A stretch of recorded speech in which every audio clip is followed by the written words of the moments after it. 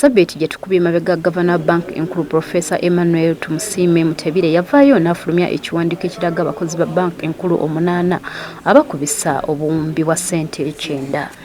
Kino kyaddirira akakiiko ka Kano Edith Nakalema akulira ekitongole ekipya ekirwanyisa enguzi okulumba Bank Enkulu n'ekwata abagambibwa okubisa ssente za Uganda obuwumbi 9 mu bumenyi bw'amateeka.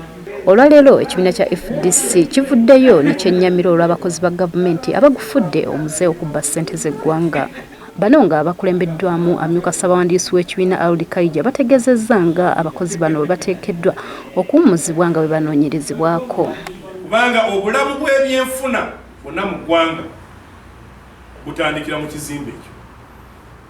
Era bw'olaba kitambuza emirimu gyakyo n'eggwanga bwe likola ki?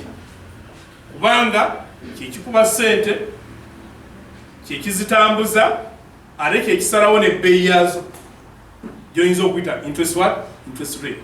Kaija agamba nti kati kino kiraga ekifaananyi eggwanga mwe riri. Agasseeko nti ekyakoleddwa abakozi ba gavumenti kyandiviirako omukulembeze w'eggwanga okugobwa bwe gutuuka ku nsi eziteerya ntama. Nekigenda nga bannayuganda kubanga ensonga yokka egobya pulezidenti mu nsi ezifa ku ki? Bangagazi.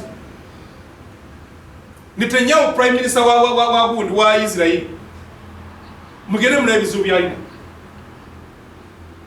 yakkiriza byakwata kusendeza ati mu ngeri emu Kaija akubye ebituli mu bajeti y'eggwanga yasomeddwa Sabbiiti ewedde gy'agamba nti yagendereddwa mu kusuula bannayuganda. Tosobola kukuza bya bulimi bw'otyo oli mu kuvuganya n'ensinga zi Denmark eziwa kye bayita subsidy okuyambako ku balimi baazo buli nte omulimi omu wa $2 Jimtwalo ngachina kubuli nte kakati oyo oyinza okuvuganya naye mu kutunda amata.